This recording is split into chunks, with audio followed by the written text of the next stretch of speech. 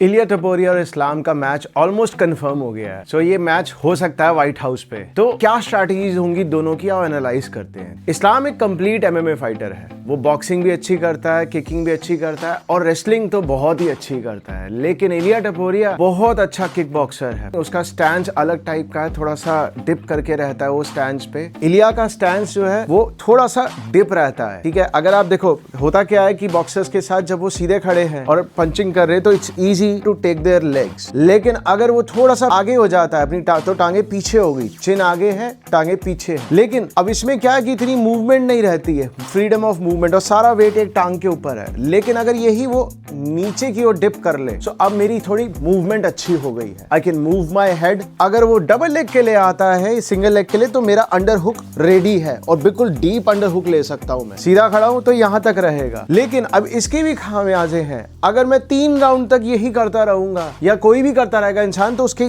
थक जाएंगी थाइस, टांगे थक जाएंगी बहुत बुरी तरीके से। सो यहां से क्या स्ट्रैटेजी बनती है? सो पहली चीज क्या है, इस्लाम इलिया के साथ बॉक्सिंग में इन्वॉल्व ना ही हो तो ही बेहतर है, क्योंकि इलिया शुरुआत में डिप करके ओवर हैंड्स फेंकेगा बहुत लंबे लंबे, जो कि इस्लाम तक इजीली पहुंच जाएंगे डिस्पाइट हिज हाइट। इस्लाम की चाहे हाइट लंबी है, रीच अच्छी है, लेकिन इलिया टपोरिया जितनी रीच नहीं बना सकता, क्योंकि इलिया ने प्रैक्टिस इसी चीज पे करा कि कैसे रीच सबसे ज्यादा बना सके, क्योंकि ये स्टैंस आपको मैक्सिमम रीच देता है। अब दूसरी चीज है लेग किक्स। अब वो लेग किक्स के भी सेम काउंटर देता है। वो लेग किक खा लेगा और काउंटर यही देगा। सो इस्लाम के पास लेग किक भी नहीं बचती है। बचता क्या है? हेड किक्स, जैसे वोल्कानोव्स्की को मारी थी। लेकिन इलिया को पता है कि हेड किक आएगी और उसका गार्ड अच्छा है, उसका वोल्कानोव्स्की वाला गार्ड नहीं है कि वो नीचे रखे, तो चांस है हेड किक लैंड करने का और नॉक होने का इलिया के। But this is not a strategy. Strategy क्या है इस्लाम के पास कि किक्स फेंकते फेंकते वो उसको कॉर्नर में लेके जाए, यानी कि केज के थोड़ा सा पास भी अगर ले जाता है, और अगर वो शूट भी करता है